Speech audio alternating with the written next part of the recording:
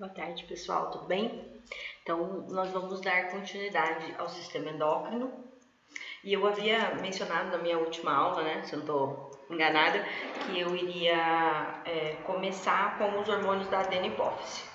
Mas eu mudei a minha estratégia e eu vou estar trabalhando mais especificamente os hormônios da neurohipófise hoje, tá? Que são relativamente mais simples da gente explicar e tem ações menos amplas, digamos assim, então é um tema mais rápido, que é o que eu pretendo trabalhar agora. Bom, então vamos relembrar. Nós falamos da hipófise como uma glândula principal, lembrando que esta é uma glândula importante porque ela coordena outras glândulas no organismo, além dos seus hormônios fazerem efeitos sistêmicos muito fortes sobre o metabolismo, sobre o crescimento, sobre a reprodução, e aí exercem um controle de homeostase muito grande. Essa glândula, né, nós falamos que ela tem uma interface de regulação junto com o sistema neural num eixo chamado hipotálamo-hipófise, né? E ela é feita de duas partes. Aí nós trabalhamos a organização dela, a adeno-hipófise e a neurohipófise.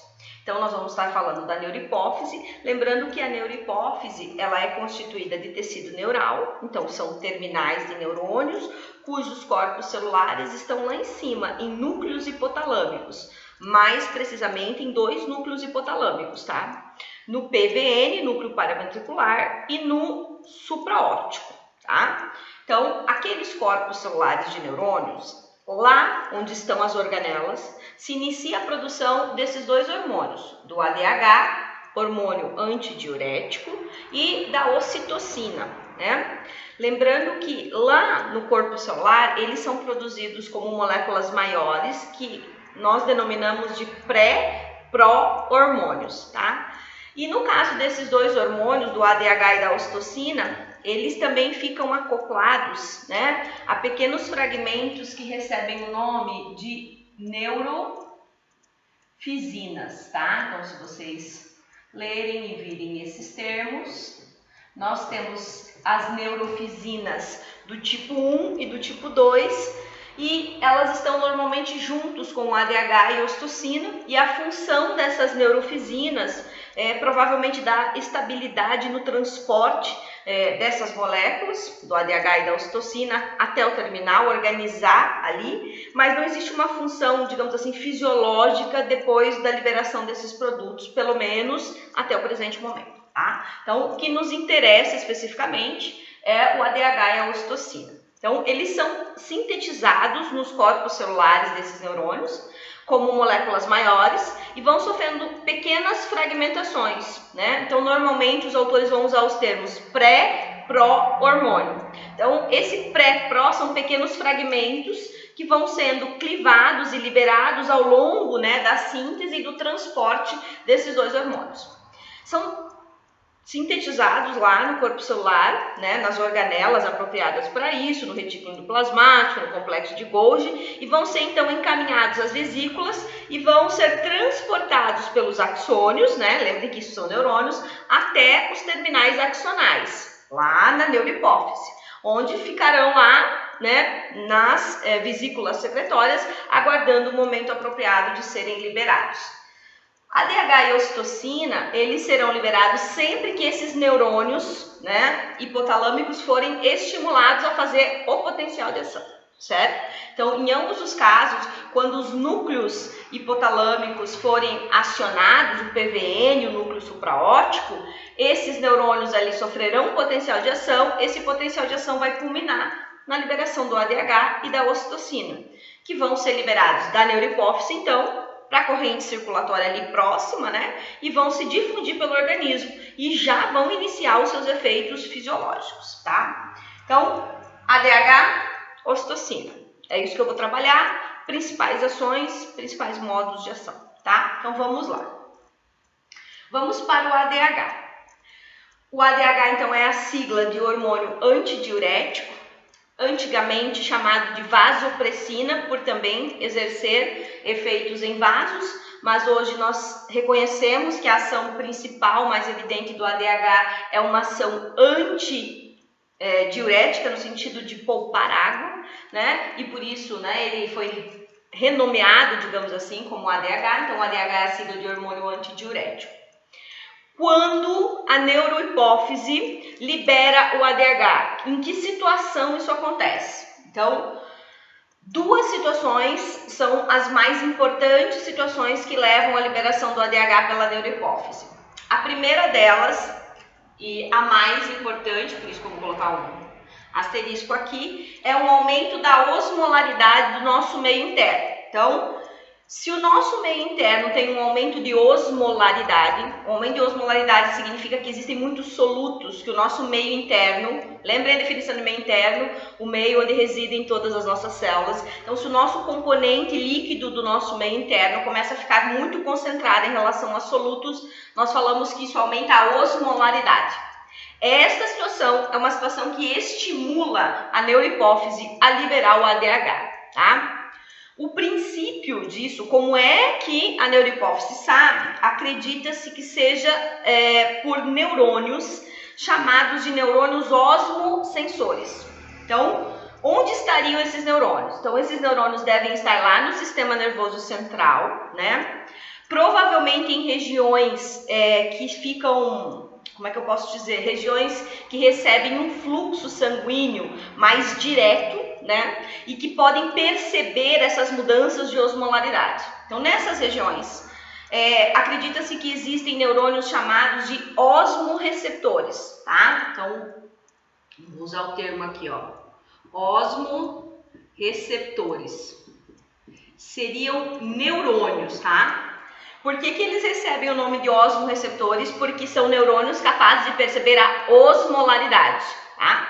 Então, acredita-se que estes neurônios osmoreceptores que estejam, né, lá no sistema nervoso central, em algumas regiões específicas, eles percebam quando a sua osmolaridade do seu meio interno, né, no nosso plasma, né, ela começa a aumentar, nosso plasma começa a ficar muito concentrado. Esses neurônios aqui identificam esse aumento de solutos ao redor deles e isso faz com que esses neurônios aqui percam água para o meio, porque se o meio está mais concentrado, a água tende a se deslocar para fora, né? Quando esses neurônios percebem esse ambiente mais concentrado e a água começa a sair do interior desses neurônios para fora, né? Esses neurônios sofrem uma deformação da sua membrana e acredita-se que esse seja o pontapé inicial para que eles deflagrem um potencial de ação, certo? Então, tudo começa, fisiologicamente falando, com um aumento de osmolaridade. O seu meio interno estar mais concentrado, ou porque você perdeu água, ou porque você não ingeriu água, ou porque a quantidade de solutos, né, tipo sódio, está muito aumentada. Essas situações, então, esse líquido do meio interno vai passar por regiões cerebrais, onde existem osmorreceptores, neurônios capazes de perceber flutuações de osmolaridade. Estes neurônios nessas situações vão perder água para o meio de fora que está mais concentrado, não vão ceder a sua água, né? Lembra do momento de osmose? Isso vai fazer com que as suas membranas se deformem e essa deformação da membrana do neurônio gera uma corrente de sódio que deflagra um potencial de ação nesse neurônio. Então esse neurônio percebeu e esse potencial de ação vai gerar a liberação de um neurotransmissor, que é o objetivo dos potenciais. Esses neurônios aqui são próximos às regiões que liberam ADH. Então, eles avisarão os neurônios, né, dos núcleos hipotalâmicos e esses neurônios, então, serão estimulados a fazer o potencial de ação, fazendo o quê? Aumentando a liberação do ADH, tá? Então, essa é a principal maneira que se acredita que exista estímulo sobre os neurônios que liberem ADH. Então, aumenta-se a osmolaridade do meio interno, neurônios lá próximos, né, aos neurônios produtores do ADH percebem a diferença de osmolaridade, deflagram um potencial de ação e através de uma sinapse comunicam os neurônios, né, da neurohipófise para que esses neurônios façam o potencial de ação e liberem o ADH, tá? Uma outra situação que também leva à liberação do ADH é quando há uma queda de volume geral. Então, por exemplo, uma hemorragia.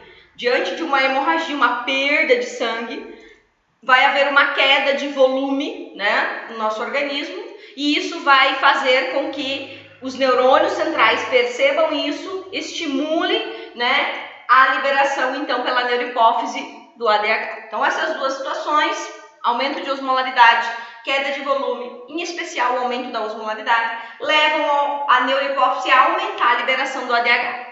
Bom, se o ADH foi estimulado por essa situação, o objetivo dele é tentar corrigir fisiologicamente essa situação. E as ações do ADH para isso vão se dar em dois focos principais, tá? O primeiro foco, que tem a ver com osmolaridade, vai ser nos rins, tá? Os rins são órgãos bastante complexos, eu pretendo trabalhar sistema renal com vocês ainda, mas uma das funções do rim, né, que é importante para a nossa homeostase, é fazer reabsorção de água. Por que eu uso o termo reabsorção de água no rim? Absorção é quando um produto entrou no nosso organismo pela primeira vez. Exemplo, eu tomei água e a água passou do meu trato gastrointestinal para o meu sangue. Eu fiz uma absorção. Quando essa água está circulando no meu meio interno e ela vai para o rim, ela pode ser encaminhada para fora do meu organismo, porque ela pode ser eliminada pela urina. Aí nessa situação, enquanto ela está trafegando pelo sistema renal, eu posso resgatar ela. Quer dizer, eu vou pegar aquela água de volta e vou devolver ao meu meio interno. Então eu vou fazer uma reabsorção de água. Então, uma das funções mais importantes do ADH é a sua ação renal, onde ele fará o quê? Vai agir em receptores de membrana nas células renais e vai promover a reabsorção de água, fazendo com que o rim reabsorva mais água, devolva essa água ao teu meio interno, fazendo com que a osmolaridade, a água dissolva aqueles solutos e a osmolaridade então seja normalizada. Então, principal ação do ADH, por isso ele se chama antidiurético. Diurese é o nome que nós damos à perda de água na urina.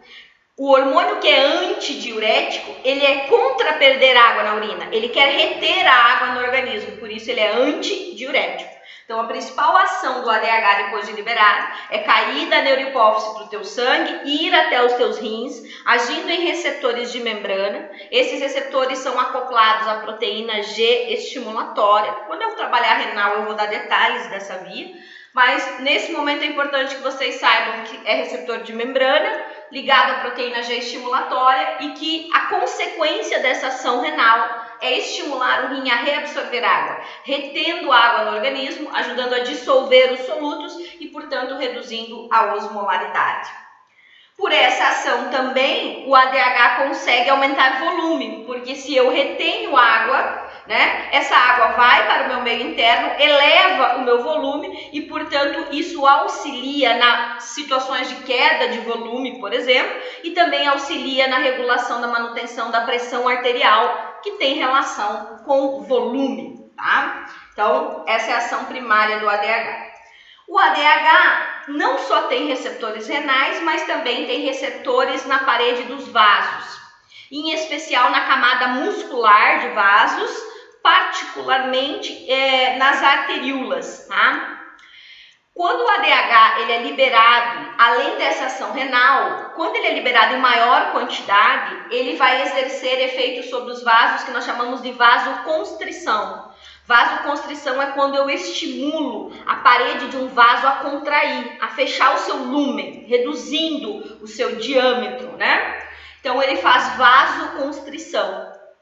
Quando o ADH faz vasoconstrição, e é por isso que ele foi inicialmente chamado de vasopressina, ao fazer vasoconstrição, ao estimular a contração de um conjunto de vasos, principalmente as arteríolas, ele aumenta a resistência periférica, porque o sangue que está fluindo ali dentro vai ter mais resistência para fluir, porque o vaso está contraído. Resultado disso, eu aumento a resistência periférica e isso é um efeito que também eleva a pressão arterial. Por isso, esse é um hormônio que também tem efeito sobre a pressão arterial, por elevar volume e por aumentar a resistência periférica. Ao fazer vasoconstrição, a consequência dessa ação é elevar a pressão arterial frequentemente. um melhor exemplo disso é uma situação de perda de volume, como é o caso da hemorragia. A ação sobre os vasos também é em receptores de membrana acoplados à proteína G, tá? A diferença é o tipo de proteína G que atua. Então, eu tenho receptores de proteína G de um subtipo no rim para o ADH, que é os chamados receptores V1 e V2, e tenho receptores também de membrana nos vasos, só que é um outro subtipo de proteína G, certo? Então, essas são as ações mais importantes que a gente precisa conhecer sobre o ADH e como ele é estimulado a ser liberado e quais são os seus principais mecanismos de ação. Corrigindo a osmolaridade e corrigindo o volume, essas situações vão informar ao sistema nervoso que pode diminuir a liberação do ADH e ele então vai gradativamente voltando ao seu nível basal, fazendo a sua regulação. O outro hormônio que é liberado pela neurohipófise é a ocitocina. Então, a ocitocina também é liberada, frente a um potencial de ação desses neurônios, que constituem então os terminais da neurohipófise. E quais são as condições que fazem com que a neurohipófise libere primariamente a ocitocina, tá? Então, a ocitocina, ela é liberada em duas condições especiais, e ambas são bastante evidentes nas mulheres, mas os homens produzem ocitocina, eles também liberam ocitocina, mas as ações da ocitocina no sexo masculino são menos conhecidas do que as ações da ocitocina no organismo feminino, porque as duas ações mais evidentes, onde a gente mais conhece as ações da ocitocina, são a sucção do mamilo durante a amamentação e as contrações uterinas durante o trabalho de parto, tá? Mas os homens têm ocitocina, têm os receptores e provavelmente as ações da ocitocina no sexo masculino sejam mais em relação comportamental, sexual em relação às ações, por exemplo, de libido, de desejo e comportamento sexual, e muitas ações realmente no sexo masculino da ocitocina são menos conhecidas e estão menos disponíveis nos livros, principalmente, em relação às ações femininas. Bom, então, quando é que nós teremos uma situação fisiológica de estímulo, evidente para a liberação da ocitocina? Então, durante a amamentação, quando o mamilo for estimulado pela sucção, do bebê. Então, quando a boquinha do bebê encosta, no mamilo da mãe, lá ela provoca estímulos sobre os neurônios que constituem aquele mamilo. Esses estímulos são porque ele suga, isso deforma os terminais dos neurônios que estão lá. Por isso nós dizemos que no mamilo da mãe existem mecanorreceptores, neurônios que se deformam à pressão da sucção. Essa deformação daquele neurônio gera um sinal, um potencial de ação no neurônio. Esse neurônio, então, da glândula mamária dispara o potencial de ação. Esse neurônio acende com a informação, então o seu axônio conduz essa informação para a medula espinhal. Da medula espinhal, isso acende até o encéfalo e vai estimular os neurônios da neurohipófise a liberar ocitocina. Esse reflexo, ele recebe um nome, tá? Então, só apagar um pouquinho aqui, essa parte. Este reflexo de estimular os neurônios do mamilo, levando à liberação de ocitocina, ele se chama reflexo da amamentação, tá? Por que é que nós usamos o termo reflexo? Porque este não é um processo consciente. Então, vamos falar de uma forma simples. Não é a mãe que diz assim, olha, vou estimular a minha ocitocina, e ela começa a se concentrar. O que acontece é um mecanismo automático, inconsciente e reflexo que se inicia pelo estímulo do mamilo. Então, quando o bebê encosta no mamilo, que aqueles neurônios do mamilo são estimulados, aqueles neurônios vão fazer o potencial de ação, isso vai trafegar rapidamente para a medula espinhal, vai ascender para o encéfalo e lá vai avisar os neurônios que é necessário a produção e liberação da ocitocina. reflexo da amamentação, porque as vias desse processo são normalmente inconscientes, passam por níveis subconscientes do encéfalo, tá? Por isso o reflexo da amamentação. Outra situação que pode levar ao aumento da liberação de ocitocina, isso é bem evidente em animais e menos evidente nos humanos, mas isso também ocorre, é a contração, é a distensão da cérvice uterina. Então, quando se aproxima o trabalho de parto e que a cabeça do bebê ela se encaixa na parte mais estreita do útero, na cérvice uterina, a cabeça do bebê promove, digamos assim, uma distensão daquela região que é mais estreita, quando ele se encaixa. Essa distensão distende neurônios que estão lá, esses neurônios se deformam pela distensão, geram um potencial de ação do útero, que adentra a medula espinhal, acende a medula, vai atingir lá o encéfalo e também vai provocar a liberação da ocitocina, tá? Então, a distensão do útero durante o trabalho de parto também é capaz de gerar sinais, reflexos aferentes, que irão aumentar a liberação de ocitocina, tá? Essa ocitocina que está sendo liberada pela neurohipófise vai devolver ao organismo respostas a esses sinais. Então, quais são as ações? Para onde essa ocitocina vai? A ocitocina vai às mamas e a ocitocina vai ao útero, né? Então, normalmente da onde o estímulo veio, né?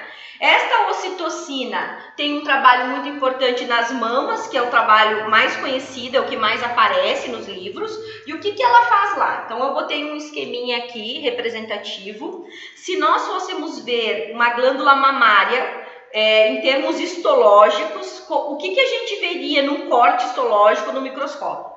A gente veria estruturas arredondadas, eu desenhei só uma, mas são várias delas, de vários tamanhos, que são os alvéolos mamários, tá? Os alvéolos mamários são o local de produção do leite. Aqui eu tenho células que produzem os elementos do leite, né? O componente aquoso, o componente proteico, o componente de carboidrato, o componente de lipídios. Isso tudo é produzido nessas células do alvéolo mamário. E o leite, então, ele normalmente é drenado destas células para a luz do alvéolo e vai correr por ductos mamários, né, que são de vários tamanhos, até que se abre, né, no exterior, lá no mamilo.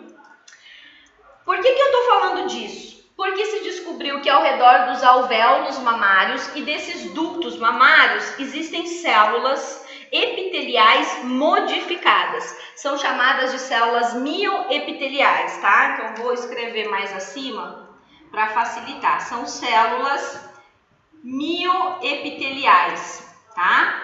Por que elas recebem esse nome? O mio deriva de uma condição similar à célula muscular, mas ela é uma célula epitelial, por isso mioepitelial.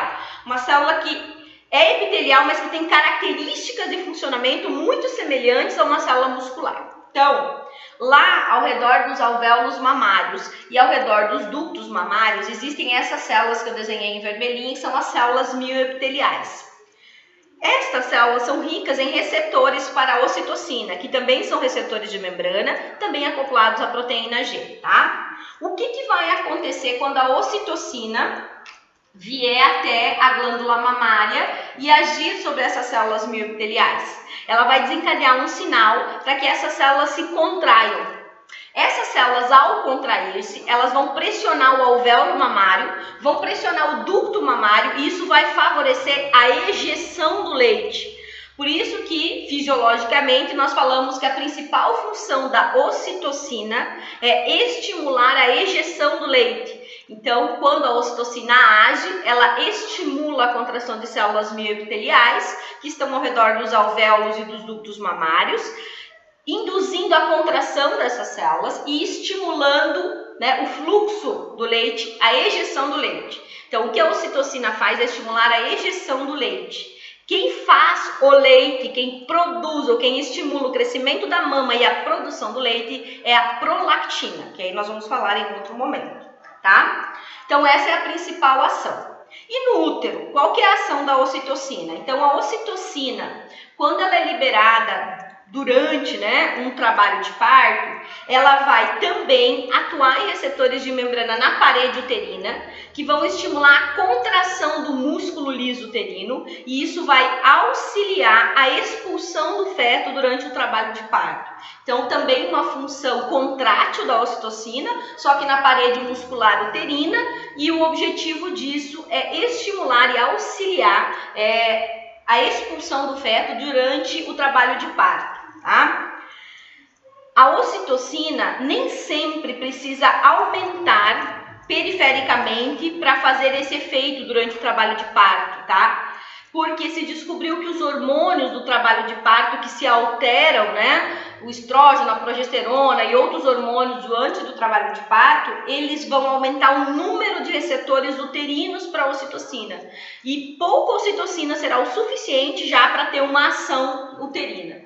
Essa ação uterina, ela acontece e devido a essa ação, quando o trabalho de parto ele não inicia naturalmente, se administram fármacos, né, que simulam a ação ou a própria ocitocina endovenosa na mãe para facilitar as contrações uterinas e o trabalho de parto, certo? Então essas são as ações principais da ocitocina. A ocitocina, ela não é só liberada durante o reflexo da amamentação, né, na sucção, mas nós também sabemos que quando uma mãe ouve o seu bebê chorar, sente o cheiro do seu bebê ou lembra do seu bebê, isso é suficiente para desencadear a descida do leite, mesmo que o bebê não esteja mamando naquele momento. Por que isso acontece? Porque sabe-se que as regiões hipotalâmicas, elas estão ligadas a regiões de emoção, né, a regiões dos sentidos. Então, quando uma mãe vê, sente o cheiro ou ouve o choro do seu bebê, ela pode desencadear um sinal que leve a neurohipófise a liberar a ocitocina, e isso pode estimular a descida do leite, mesmo que o bebê não esteja presente. Além disso, né, os estudos mais recentes da ação da ocitocina nas regiões cerebrais também indicam que a ocitocina ela tem um importante papel no reconhecimento da mãe e do seu filho. Então, alguns estudos têm indicado que uma liberação de ocitocina num trabalho de parto natural seria importante para que os neurônios maternos, né, sofressem uma modificação e reconhecessem aquele bebê como seu e amassem imediatamente. Por isso também é conhecida como hormônio do amor, tá? Então, existem realmente estudos mostrando isso, que a ocitocina tem ação cerebral, e isso pode ser importante nessa relação do amor entre a mãe, de cuidar, da proteção que a mãe tem com o filho, tá? Então, a ocitocina tem ações cerebrais e muitas delas envolvidas com o comportamento materno, tá? De cuidar dos filhos. Então, essas são as ações principais da ocitocina e do ADH, que são os hormônios da neurohipófise. A nossa próxima aula vai retomar a adenohipófise, que é a outra porção, né, da glândula, e nós provavelmente vamos falar da prolactina, que é um hormônio importante na produção do leite, e iremos falar na sequência do GH, que é um hormônio do crescimento. E depois vamos falar das demais eixos dentro da adenohipófise. Tenham um excelente dia da criança. Aproveitem bem e façam renascer em vocês uma característica importante das crianças, sabe? A pureza, a simplicidade, a transparência nos sentimentos, no amor, na alegria. Mantenham essa chama acesa para vocês ao longo da vida, para que a vida tenha mais sentido, mais leveza, mais harmonia e mais amor. Um beijo no coração de todos, estou morrendo de saudade, até a nossa próxima aula.